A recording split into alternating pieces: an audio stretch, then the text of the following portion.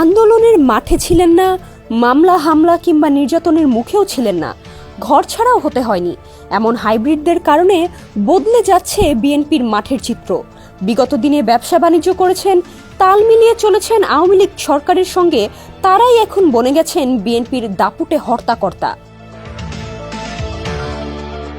এদের সঙ্গে আবার যোগ হয়েছে নব্য বিএনপির নামধারী অনেকে, যারা কখনোই সম্পৃক্ত ছিলেন না বিএনপিতে, তারাই এখন নানা জায়গায় দখল পর্বে নেতৃত্ব দিচ্ছেন।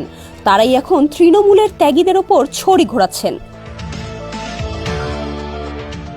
দলীয় কার্যালয় ছাড়াও বিভিন্ন সড়কের অলি গলিতে এখন তাদের ব্যানার, পোস্টার।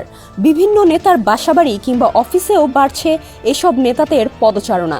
ভিড় করছেন বিভিন্ন লবিং তদবির নিয়ে। অন্যদিকে দীর্ঘ 17 বছর ধরে যেসব নেতাকর্মী রাজপথে ছিলেন, মামলা হামলায় সর্বশান্ত হয়েছেন, পঙ্গুত্ববরণ করেছেন, ঘর ছাড়া হয়েছেন, তারা এখন অসহায়।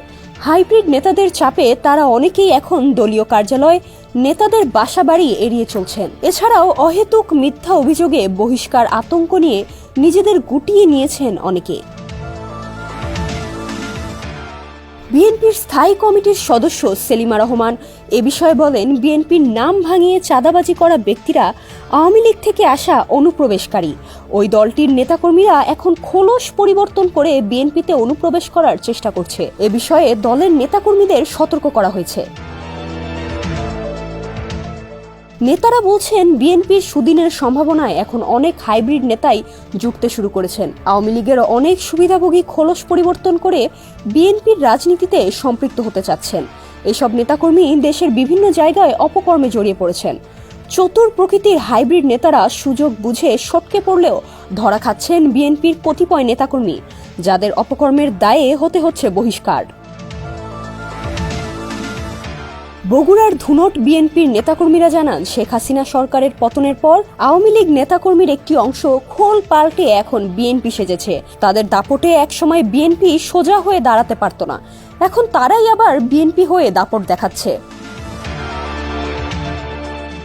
এ বিষয়ে দলের সিনিয়র যুগ্ম মহাসচিব রুহুল কবির রিজভী বলেন, হাইব্রিড নেতাদের বিষয়ে তারা সতর্ক রয়েছেন। দলে যোগদান অনুষ্ঠান বন্ধ রাখা হয়েছে।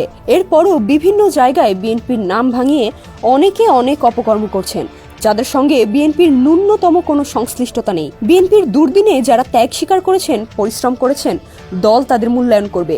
দলের ভারপ্রাপ্ত চেয়ারম্যান তারেক রহমান এ বিষয়ে তৃণমূলের নেতাকর্মীদের বিভিন্ন সময়ে আশ্বস্ত করেছেন। নুসরাত জাহান, ডেস্ক রিপোর্ট, সমকাল।